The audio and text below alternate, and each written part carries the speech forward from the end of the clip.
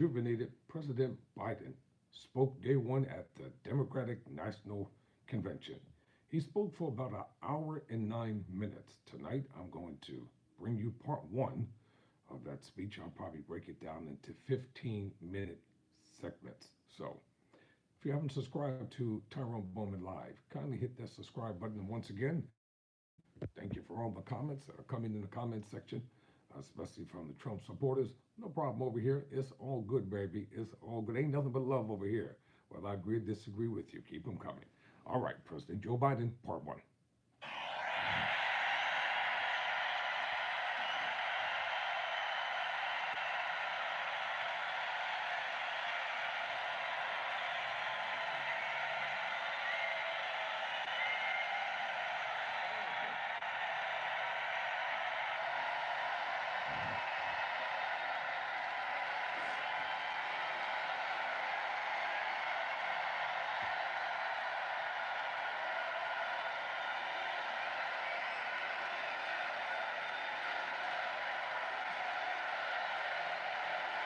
Thank you.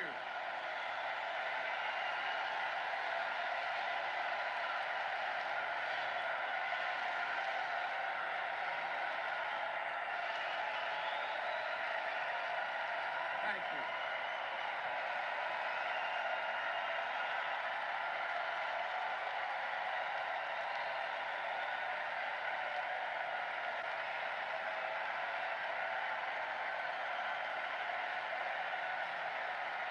Thank you, thank you, thank you.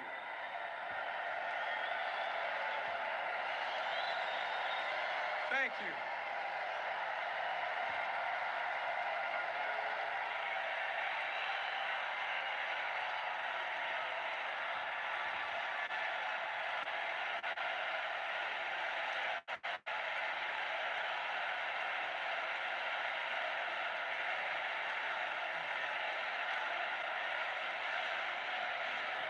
Thank you, thank you, thank you.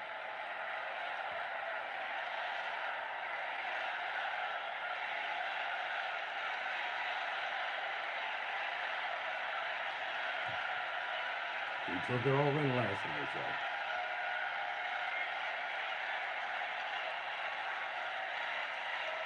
Thank you, thank you, thank you.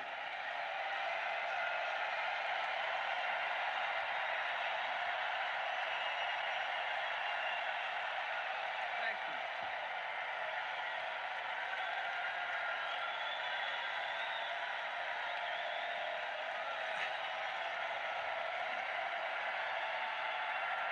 Thank you.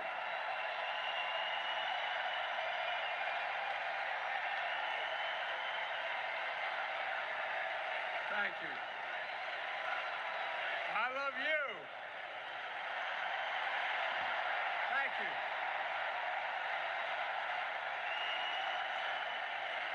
Thank you, thank you, thank you.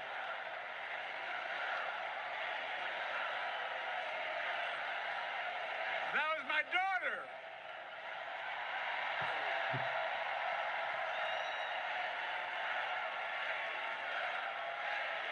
Thank you.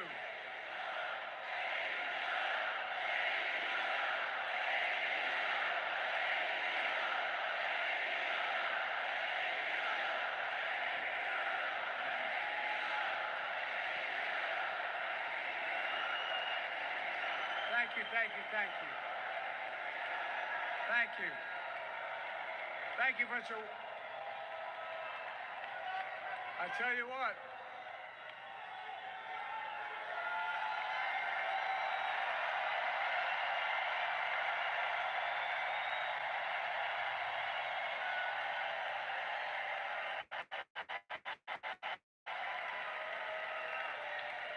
To my dearest daughter Ashley, God love you, you're incredible. Thank you for the introduction and for being my courageous heart, along with Hunter and our entire family, and especially our rock, Jill.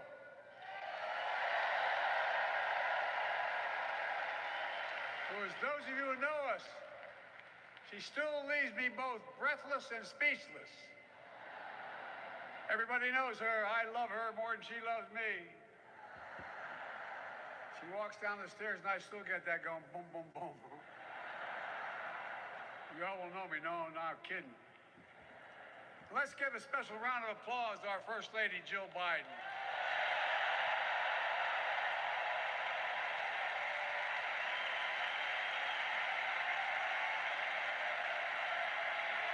My dad,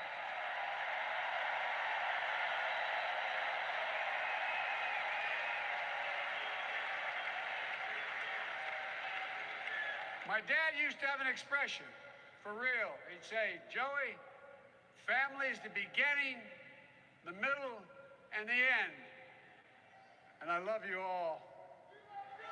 Folks. And America, I love you.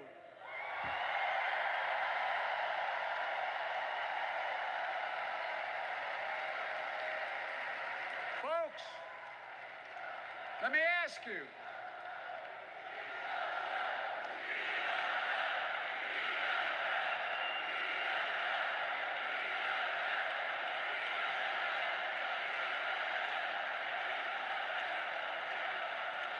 Let me ask you,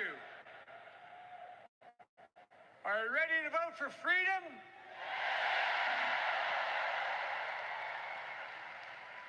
Are you ready to vote for democracy and for America?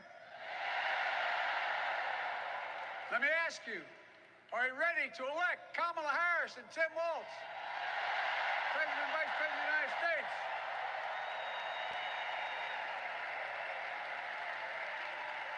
My fellow Democrats, my fellow Americans, nearly 4 years ago, in winter, on the steps of the Capitol, on a cold January day, I raised my right hand and I swore an oath to you and to God to preserve, protect, and defend the Constitution and to faithfully execute the office of the President of the United States. In front of me was the city surrounded by the National Guard. Behind me, a Capitol that just 2 weeks before had been overrun by a violent mob. But I knew then, from the bottom of my heart, that I knew now, there is no place in America for political violence. None. You cannot say you love your country only when you win.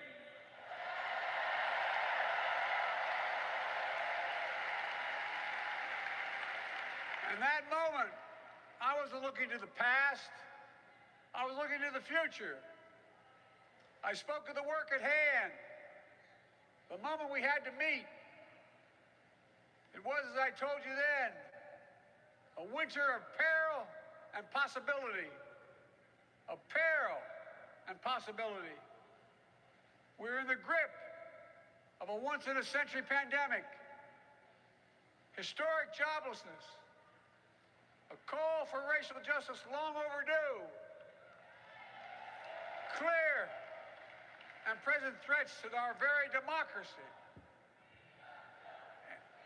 Thank you.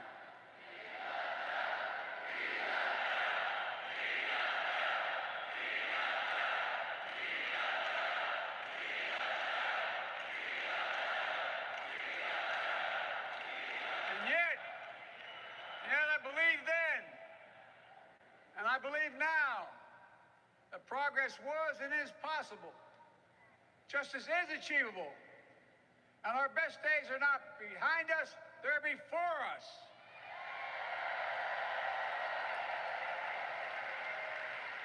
Now it's summer.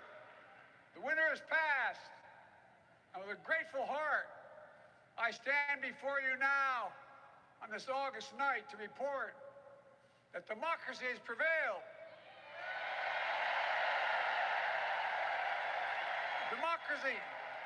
Democracy has delivered. And now democracy must be preserved.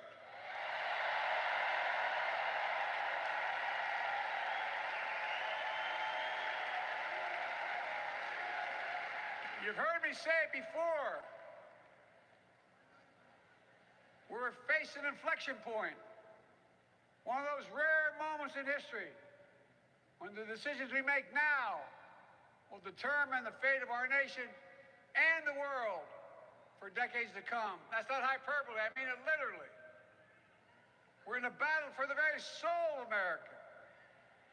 I ran for president in 2020 because of what I saw in Charlottesville in August of 2017.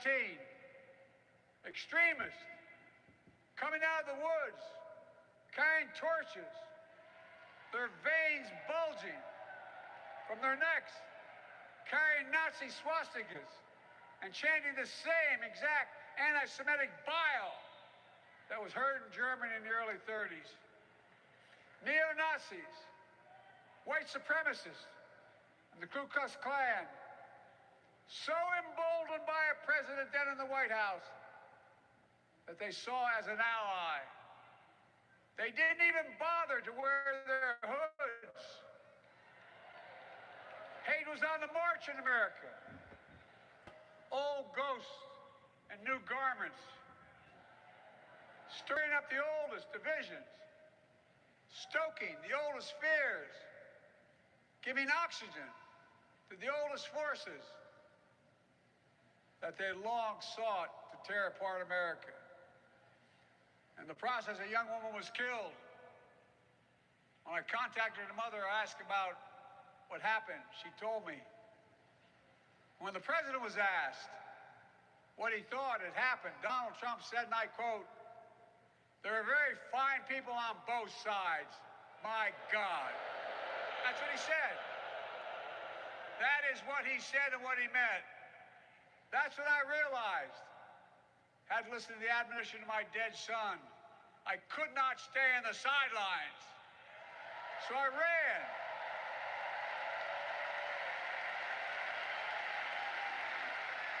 Because I had no intention of running again.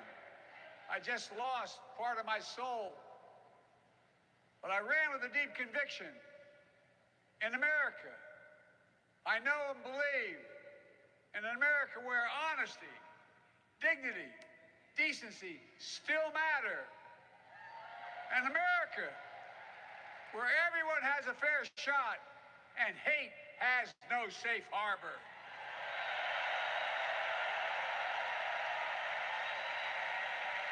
An America where the fundamental creed of this nation, that all of us are created equal, is still very much alive. And a broad coalition of Americans joined with me. 81 million voters voted for us. More than any time in all of history. Because of all of you in this room and others, we came together in 2020 to save democracy.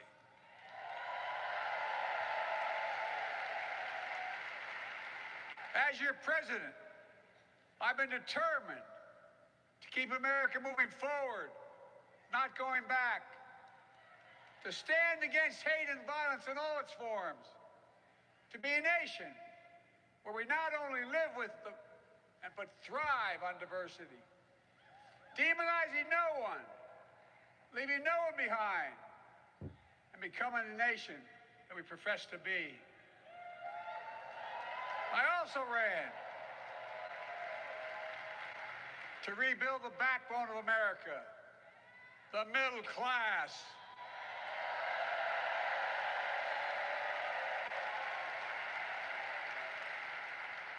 I made a commitment to you that I be a president for all Americans, whether you voted for me or not. We have done that. Studies show the major bills we have passed actually delivered more to red states than blue. Because the job of the president is to deliver to all of America.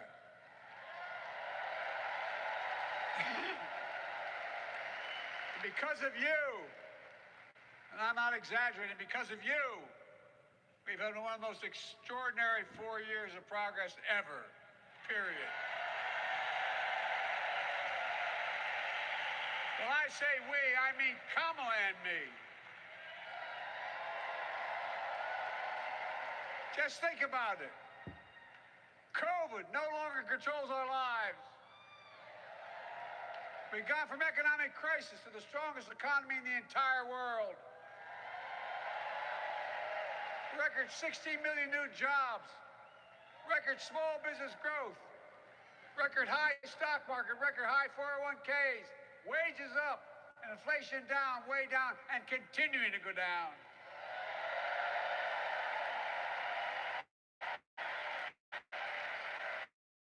The smallest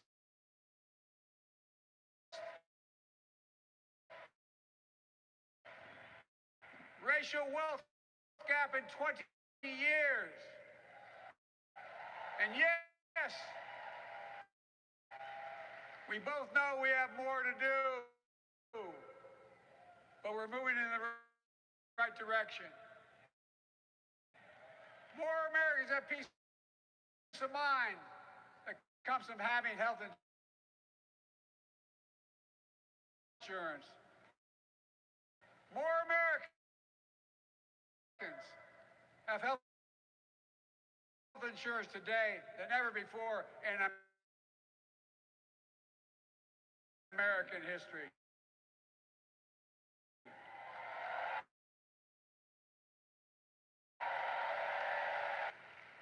As a young years to give Medicare finally beat Big Pharma. Vice President. That was day one of the convention. President Joe Biden speaking enthusiastically, rejuvenated, passionate, courageous. Joe Biden. I'll bring you part two on tomorrow. So right now I'm getting ready to take a quick break, and I'll be back, and hopefully former President Barack Obama has taken center stage. I'm Tyrone Bowman. Never surrender, never quit.